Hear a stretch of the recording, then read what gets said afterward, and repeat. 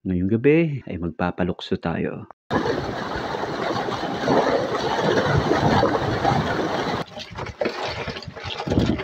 3 months old na ang mga sugpo natin. Kaya ngayon, makikita na natin kung gaano sila kalalaki dahil time na para mag-sampling tayo. Ilang peraso na kaya ang 1 kilo ng mga bangus natin? 13 days ago na, simula nang nagtimbang tayo. Kaya for today's video, ay panahon na para mag-sampling ulit tayo. Magtatatlong buwan na rin itong mga bago nating similya ng alimango. Kaya tara, samahan nyo ko, silipin natin sila. Ako nga pala si Ruel. Ang goal ko ay kumita ng 1 milyon ngayong taon gamit lamang ang fish pond na to. Kung gusto mong malaman kung paano ko gagawin yon, subscribe to my channel and follow me. Hapon pa lang ay nagpunta na ako sa fish pond. Dala ang gaas. Ito ang gagamitin natin sa ilaw. Kasama nito ang tinapay at syempre hindi mawawala ang kape at asukal. Pagdating ko ay nabutan ko si mama at si papa na inihahanda na ang lambat na gagamitin. Palukso ang tawag sa gagawin natin. Maaaring sa inyo ay ibang tawag nito. Ito ang pansamantalang pagtanggal ng net na nakaharang sa water gate at partial na bubuksan ng mga wooden barrier. Ang tawagin dito sa amin ay tarol para umagos ang tubig palabas kasama ang anuman na malapit dito. Sa kabila ng gate ay nakaabang na ang net na sasalo sa lahat ng matatangay palabas. At sa pagkakataong ito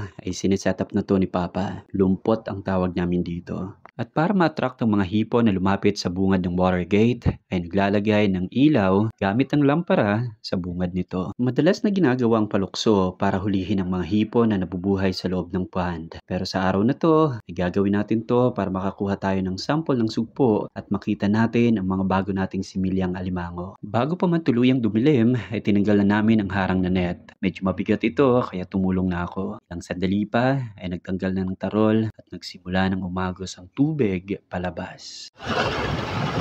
Makalipas ang halos 15 minuto na pagpapalabas ng tubig, ay oras na para sa unang simbada. Ito ang tawag dito sa amin sa pag-angat ng lambat para kunin ang laman na nasa loob nito. Madilim na kaya gumamit na kami ng flashlight. Hinila na ni Papa ang lambat at unti-unti na pinababa ang mga laman hanggang umabot sa dulo. Pagkatapos ay inangat na ito at binuksan.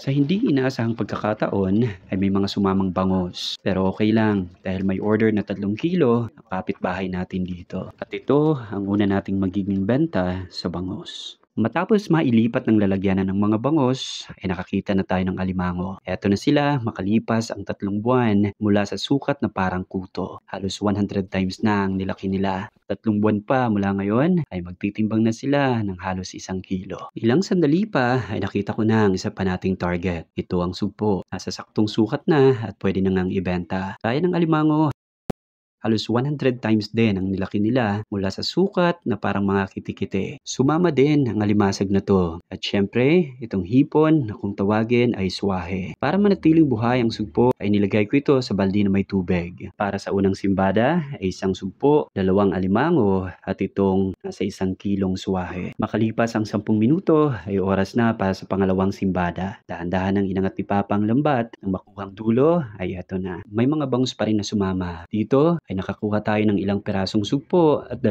pirasong alimango. At gaya ng nauna, inilagay natin ang sugpo sa balde na may tubig. Ang alimango ay pinakawalan ulit sa loob ng pond. Sa pagkakataong ito ay magtitimbang na tayo ng order nating 3 kilong bangos. Una kong kinuha ay 6 na piraso. Nang timbangin ko ay lagpas 1 kilo. Nang bawasan ko ng isa ay sakto na. Ibig sabihin 5 piraso ang 1 kilo. Average weight 200 grams bawat piraso. Halos 67 grams ang improvement nila mula ng last na nagtimbang tayo. Ibig sabihin, nasa tamang direksyon tayo at kung tuloy-tuloy ito, bago matapos ang buwan, ay 4 o 3 piraso na lang ang 1 kilo. Nang matimbang ko, ang 3 kilo ay kinuha na rin ni Mama ang sobra dahil oras na para magluto ng ulam. Nilinisan niya na ito. Ang tanong nito, anong luto niyan, Ma? Para sa gabing ito ay magpapaksiw tayo at nakita na rin natin ang mga bago nating similyang alimango at marami-rami na rin itong swahe na naipon natin. Sa pagkakataong ito ay nakakuha pa tayo ng 2 bangos at ilang pirasong sugpo. At matapos ang total na 40 minutes na pagpapalabas ng tubig ay time na para isara ang water gate. Unang binaba ni Papa ang harang na net, kasunod ang tarol para matigil ng pag-agos ng tubig. Sa pagkakataong ito ay luto na ang paksiw ni Mama at nakahanda ng pagkain sa mesa. Matapos kumain ay oras na para timbangin ang mga sugpo at nagsisitalunan pa nga sila. Muntik na makain ng aso itong isa. 10 lahat ang sugpo na nahuli natin. Pinatanggal ko lang ang tubig kay Papa at nang timbangin. Alright mga boss, so eto na nga yung sample natin. Nakakuha tayo ng 10 pirasong sugpo ng tinimbang 500 grams yung 10 piraso.